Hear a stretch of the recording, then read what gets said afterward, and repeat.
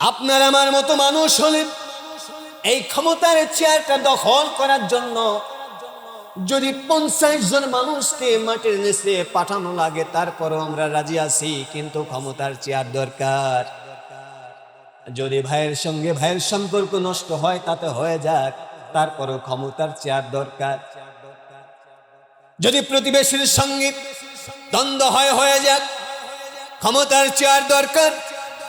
কিন্তু ওমর রাদিয়াল্লাহু তাআলা আনহু সেদিন দু চোখের পানি এগুলো ছেড়ে দিলেন, ডাক দিয়ে বললেন, শোনো আমার মুসলমান ভাইয়েরা, ও নবীর সাহাবীরা শোনো, আমি ওমরকে বাদ দিয়া তোমরা অন্য কাউকে দায়িত্ব দাও, আমি দায়িত্ব গ্রহণ করতে পারবো না। রাষ্ট্রের জনগণগুলো ডাক দিয়ে বলল, হবে না ওমর, হবে না, তোমাকে দায়িত্ব গ্রহণ করা লাগবে।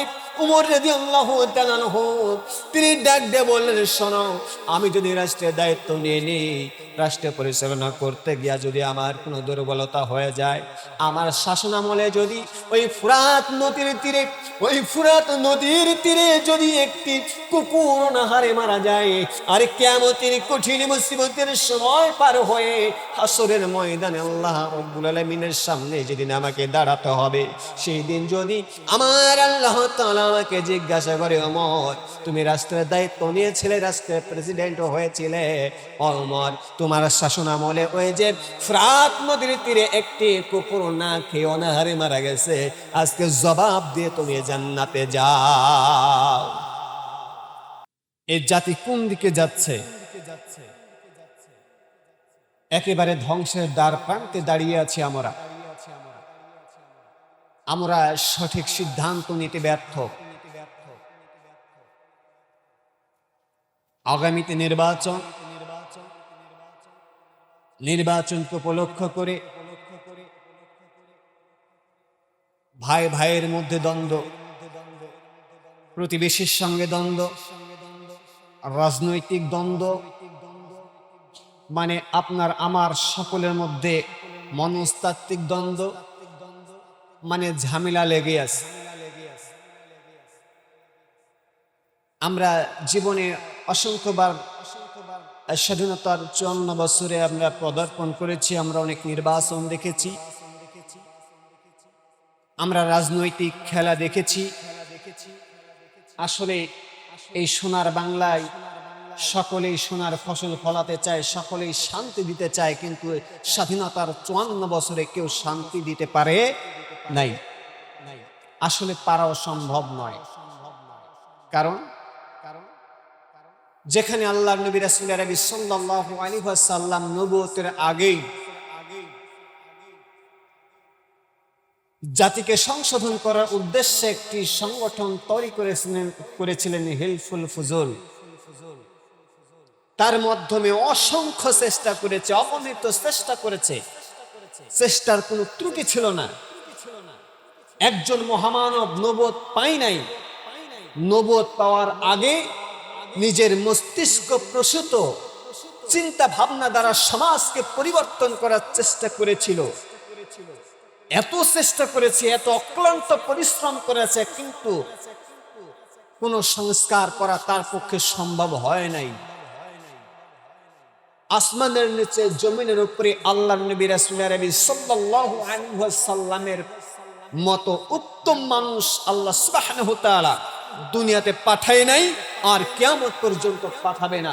এমন মানুষ যদি নিজের মস্তিষ্ক প্রসূত আইন তৈরি করে সমাজ সংস্কার করার জন্য চেষ্টা চালানোর পরেও যদি ব্যর্থ হয়, তাহলে আপনি আমি প্রশ্নই আসে না। এই জন্য স্বাধীনতার 54 বছরে কেউ আপনাকে আমাকে একটা সেকেন্ডের জন্য শান্তি দিতে পারে নাই আমার ভাইরা। অথচ দেখেন আপনার আমার এলাকার মধ্যে নেতার কোনো ভাব নেই। 10 জন মানুষ একত্রিত হলে তিনি একটা দল গঠন করে দলের নেতা। 50 জন মানুষ দল গঠন করেছে, একত্রিত হয়ে তিনি একজন দলের নেতা। এই নেতার যদি আপনি লিস্ট করতে যান, তাহলে দেখবেন এলাকার মধ্যে কোনো কর্মী নাই। আছে নাকি? এলাকায় কোনো কর্মী নাই, যা আছে সব নেতা। আমার ভাইরা, নেতার আদর্শ কেমন হবে, একজন মুসলিম নেতার চরিত্র কেমন হবে, জনগণের প্রতি তার ভালোবাসা কেমন হবে, দায়িত্ববোধ কেমন হবে, সে আলোকে আমি জাস্ট হযরত ওমর রাদিয়াল্লাহু তাআলা আনহুর জীবনী থেকে কয়েকটা কথা বলতে চাই আজকে। বেশি কোনো রেফারেন্স আয়াত টানবো না, আমার উদ্দেশ্যও নাই। আল্লাহ সুবহানাহু ওয়া তাআলা জানিয়ে দিচ্ছে, বান্দা, আমি যদি কোনো মানুষকে দুনিয়ার জমিনে ক্ষমতা দান করি, রাষ্ট্র দান করি, রাষ্ট্র ক্ষমতা দান করি, তাহলে তাদের কর্মসূচি হবে চারটি। আমার ভাইরা, চারটা কর্মসূচির স্বাধীনতার 54 বছরে একটা কর্মসূচি পার্লামেন্টে বাস্তবায়ন হয়েছে। এমন কোন বাপের বেটা দাঁড়িয়ে বলতে পারবে না, পারবে না কি? পারবে না আমার ভাইরা। অথচ নেতা হওয়ার জন্য কত চিন্তা ভাবনা, কত আগ্রহ আমাদের মধ্যে। আমার ভাইরা, যখন আল্লাহর নবী রাসূল সাল্লাল্লাহু আলাইহি ওয়াসাল্লাম দুনিয়া থেকে বিদায় গ্রহণ করলেন, তারপরে যিনি দায়িত্ব গ্রহণ করেছিলেন তিনি হচ্ছেন জান্নাতের সুসংবাদ প্রাপ্ত প্রথম সাহাবী হযরত আবু বকর রাদিয়াল্লাহু তাআলা আনহু। জোরে বলেন সুবহানাল্লাহ। তিনি যখন দুনিয়া থেকে বিদায় গ্রহণ করলেন, জনগণ একত্রিত হয়ে গেল। ডাক দিয়ে বলা হলো, এখন যিনি নেতা হবেন তিনি অন্য কেউ হবেন না, জান্নাতের সুসংবাদ প্রাপ্ত দ্বিতীয় যে সাহাবী তিনি হবে হযরত ওমর রাদিয়াল্লাহু তাআলা আনহু। জোরে বলেন সুবহানাল্লাহ, সুবহানাল্লাহ। আমার ভাইরা লক্ষ্য করুন, হযরত ওমর রাদিয়াল্লাহু তাআলা আনহুকে যখন প্রস্তাব দেওয়া হলো, ওমর দু চোখের পানিগুলো ছেড়ে দিয়ে কান্না শুরু করলেন। ডাক দিয়ে বললেন, না না, হবে না, তোমরা অন্য কোন সাহাবীকে রাষ্ট্র ক্ষমতা দিতে পারো, আমার কোনো আপত্তি নাই, দয়া করে আমি ওমর, আমাকে রাষ্ট্র ক্ষমতা দিবা না, আমাকে রাষ্ট্রের দায়িত্ব দিও না। মুসলমান ভাইয়ের আমার লক্ষ্য করুন, আপনার আমার মতো মানুষ হলে এই ক্ষমতার চেয়ারটা দখল করার জন্য যদি 50 জন মানুষকে মাটির নিচে পাঠানো লাগে, তারপরও আমরা রাজি আছি, কিন্তু ক্ষমতার চেয়ার দরকার। যদি ভাইয়ের সঙ্গে ভাইয়ের সম্পর্ক নষ্ট হয় তাতে হয়ে যাক, তারপরও ক্ষমতার চেয়ার দরকার। যদি প্রতিবেশীর সঙ্গে দ্বন্দ্ব হয়ে যাক, ক্ষমতার চেয়ার দরকার। কিন্তু ওমর রাদিয়াল্লাহু তাআলা আনহু সেদিন দু চোখের পানি এগুলো ছেড়ে দিলেন, ডাক দিয়ে বললেন, শোনো আমার মুসলমান ভাইয়েরা, ও নবীর সাহাবীরা, শোনো, আমি ওমরকে বাদ দিয়া তোমরা অন্য কাউকে দায়িত্ব দাও, আমি দায়িত্ব গ্রহণ করতে পারবো না।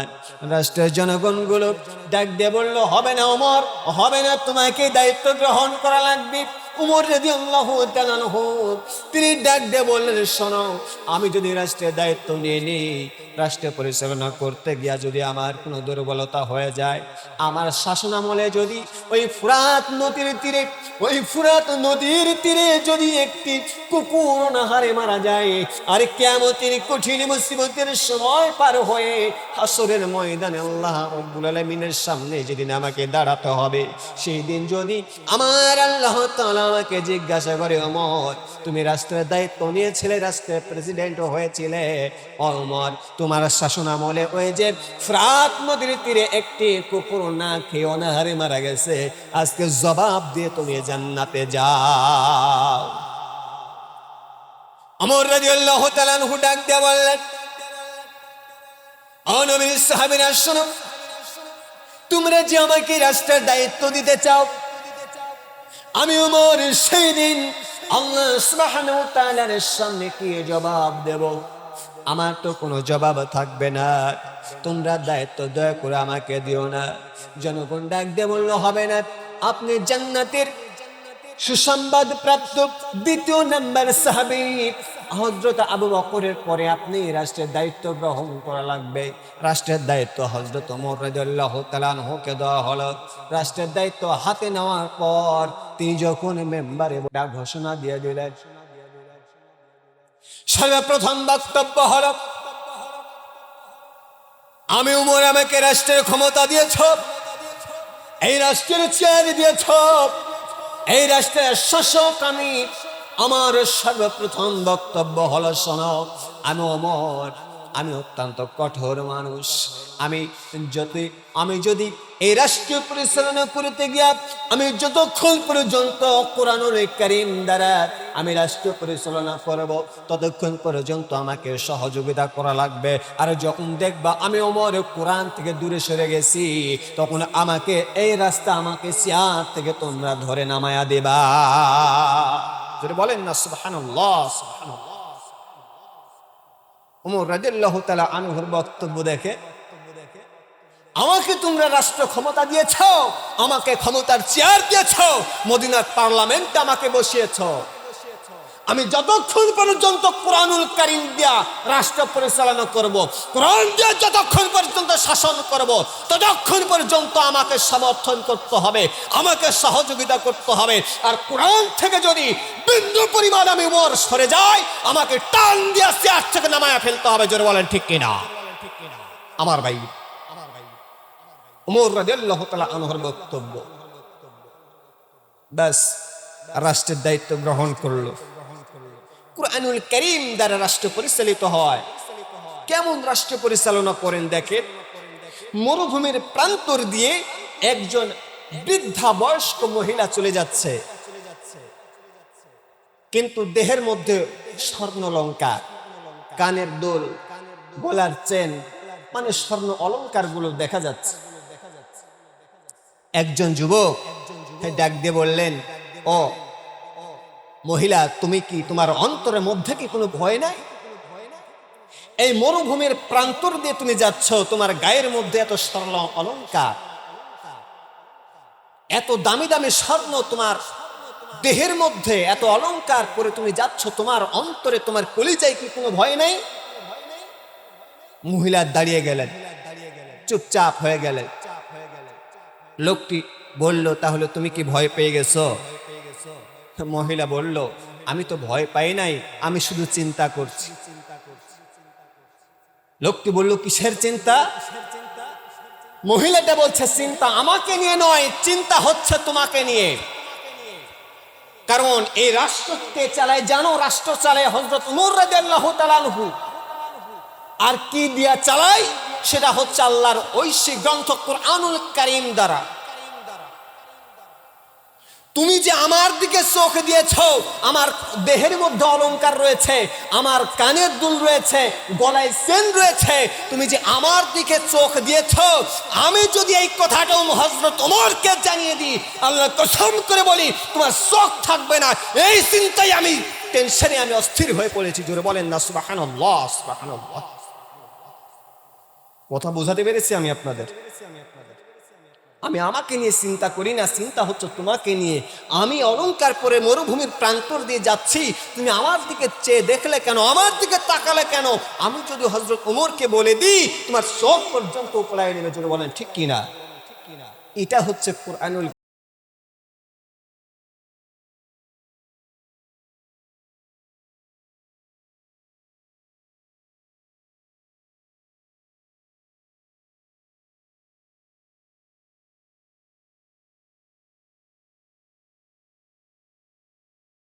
নাই। সংবাদটা ছড়িয়ে পড়ল, দেশের বাহিরে ছড়িয়ে পড়ল। তোমরা জানো, মদিনা এমন একটি রাষ্ট্র, সোনার রাষ্ট্র তৈরি হয়েছে। এখানে কোনো হিংসা নাই, বিদ্বেষ নাই, মারামারি নাই, কাটাকাটি নাই, লুটতরাজ নাই, খুন নাই, ধর্ষণ নাই। সুন্দর একটি রাষ্ট্র তৈরি হয়েছে। মানুষের মনে আগ্রহ জানলো, কাফেররা চিন্তা ভাবনা করলো, এমন একটা সোনার রাষ্ট্র একটু দেখে আসা দরকার। ঠিক না? আমার ভাইরা, একজন কাফের চলে আসলে, আসলে দেখি তো কথার সাথে কাজের মিল আছে নাকি, আসলে এমন কোন রাষ্ট্র আছে নাকি মদিনা এত সুন্দরভাবে শাসন হচ্ছে।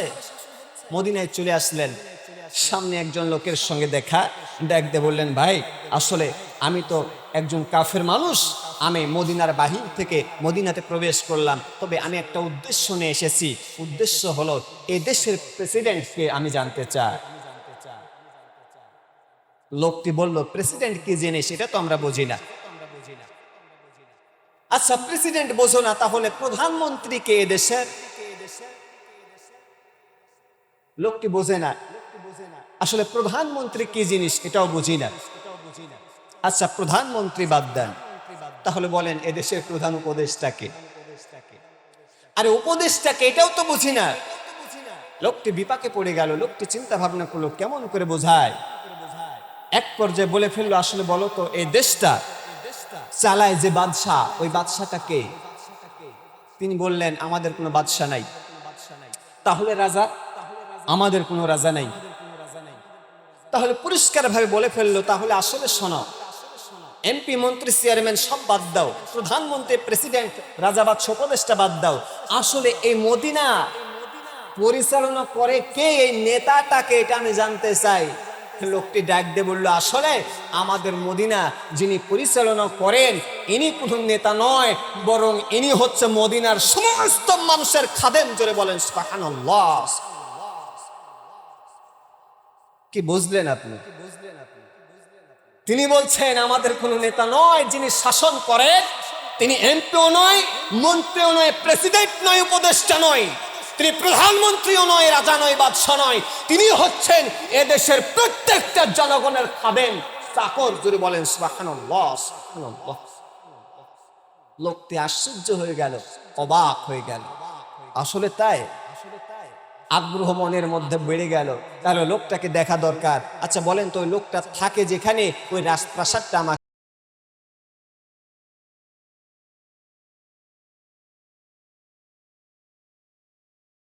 রাষ্ট্র পরিচালনা করে, তার রাজপ্রাসাদটা কত বিশাল হওয়া চাই, কত বিশাল হবে, কত সুন্দর হবে। লোকটিকে হাত ধরে টেনে নিয়ে গিয়া দেখায় দিচ্ছে, ওই যে 4-500 ওয়াল, আর ওয়ালের উপরে যে ওই যে খেজুর গাছের যে ছাউনি রয়েছে, ডালের ছাউনি, ওটাই হচ্ছে আমাদের দেশের যিনি শাসক তার থাকার জায়গা, তার ঘর। জোরে বলেন সুবহানাল্লাহ, সুবহানাল্লাহ। আমাদের দেশের শাসক হলে কি হতো বলে? কি হতো বলে? দেশের মধ্যে তো আছে, আবার বেগম পাড়াতে 10টা 100টা বিল্ডিং আছে না নাই আমার ভাইরা? লোকটি আরো আশ্চর্য হয়ে গেলেন, অবাক হয়ে গেলেন। কেমন কথা, যে দেশটা শাসন করে একজন মানুষ,